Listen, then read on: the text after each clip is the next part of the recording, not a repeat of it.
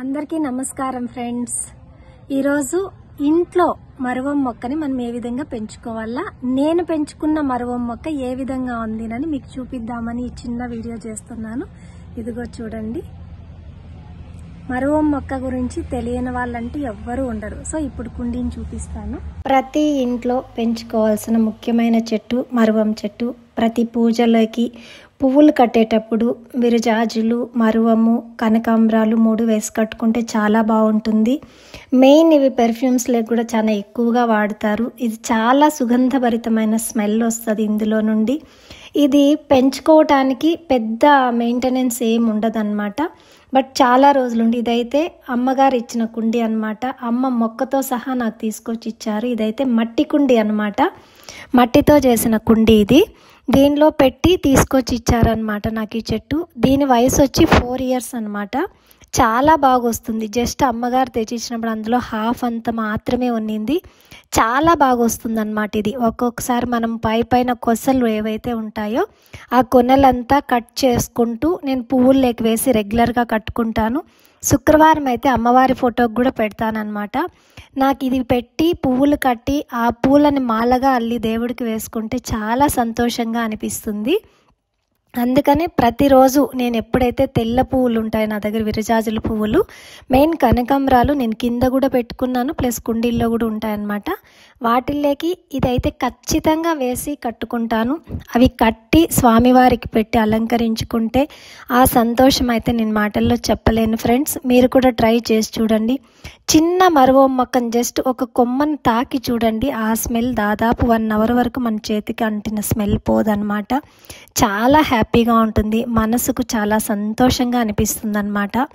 ఈ చెట్లు అయితే చిన్న చిన్నవే, మనం ఎక్కువ దూరం వెళ్ళాల్సిన అవసరం లేకుండా ఇంట్లోనే మనసుకి ప్రశాంతంగా ఉండాలంటే సాయంత్రం టైం ఇలా వెళ్తే గార్డెన్లోకి చాలా హ్యాపీగా అనిపిస్తుంది. నేనైతే ఆ చెట్టుకి 4 years ఏజ్ దాటిపోయిందేనని ఇంకా మళ్ళీ ఎక్కువ రోజులు ఉంటుందో ఉండదో అనే ఉద్దేశంతో మరొక కుండీలోకి దీన్ని మళ్ళీ పెంచుకోవడానికి ట్రై చేస్తున్నాను. చిన్న చిన్న కొనలు కట్ చేసుకున్నాను అనమాట. ఈ విధంగా చూడండి, ఆ సైజు మట్టిని ముందుగానే పాట్లోకి రెడీ చేసుకొని కొంచెం వెడల్పాటి గ్రో బ్యాగ్లో పెట్టుకుంటున్నాను. మొత్తం అంతా పెట్టిన తర్వాత దీని గ్రోత్ కూడా ఏ విధంగా ఉంటుంది అని కూడా మళ్ళీ నెక్స్ట్ టైం వీడియోలో కూడా మీకు నేను చూపిస్తాను. ఇవి కొసలు మాత్రమే చాలన్నమాట, వేర్లు అవసరం లేదు.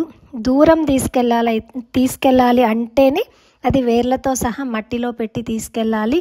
మనం ఇంట్లోనే పెంచుకోవాలంటే ఇలా చిన్న చిన్న కొమ్మలు కట్ చేసి పెట్టుకుంటే చాలన్నమాట, చాలా బాగా వస్తుంది. ఇదిగో చూడండి, నేను పెట్టుకున్నది లైట్గా వాటరు, నేనే కొద్దిగా వాటర్ వేసి ఇది చేస్తున్నాను.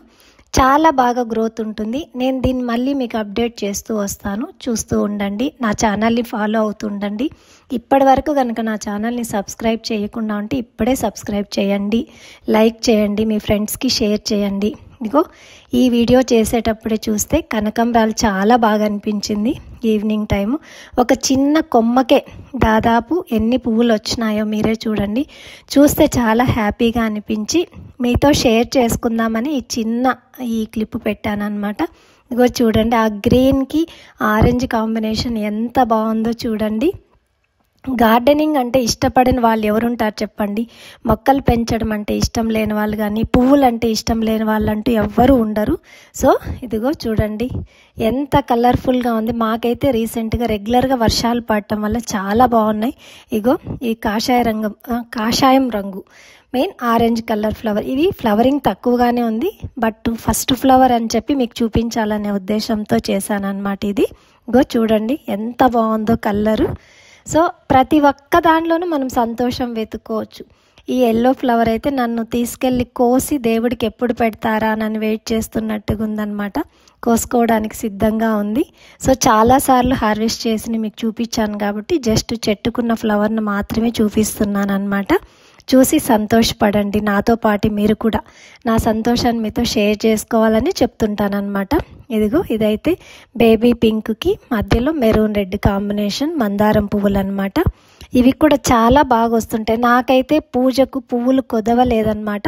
నేను ప్రశాంతంగా పూజ చేసుకోవడానికి నాకు టైం ఉండాలే కానీ కోసుకునే అన్ని ఫ్లవర్స్ ఉంటాయన్నమాట. నాకు పైన కింద కలిపితే రోజుకి దాదాపు ఒక 200 మందారం పువ్వులు ఉంటాయన్నమాట. నేను కింద ఉన్నవైతే అన్ని దారిలో ఉంటుంది ఇల్లు, సో కావాల్సిన వాళ్ళంతా కోసుకెళ్తుంటారు. నేను మెయిన్ టెర్రస్ గార్డెన్లో ఉన్న ఫ్లవర్స్తోనే నేను పూజ చేసుకుంటాను అనమాట, నిత్య పూజ. ఇదిగో శంకుపూలు, వర్షంకి చెట్టు ఎంత గ్రీనిష్గా ఉందంటే ఇంక పక్కకు తిప్పుకోవాలనిపించలేదన్నమాట. సో అంత హ్యాపీగా అనిపించింది.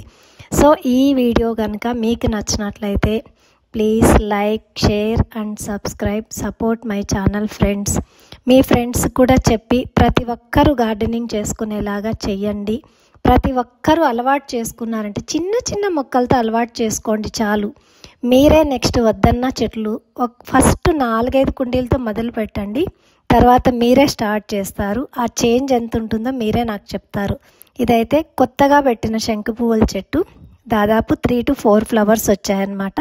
ఇంతకుముందు చూపించిన చెట్టుకి ఏజ్ అయిపోతుంది అని కిందకి షిఫ్ట్ చేసేద్దామనే ఉద్దేశంతో ఈ బ్లాక్ టబ్లోకి మళ్ళీ కొత్త చెట్టును పెంచుకుంటున్నాను. సో ప్రతి ఒక్కరూ గార్డెనింగ్ చేసుకోవాలని కోరుకుంటూ థ్యాంక్ యూ ఫ్రెండ్స్.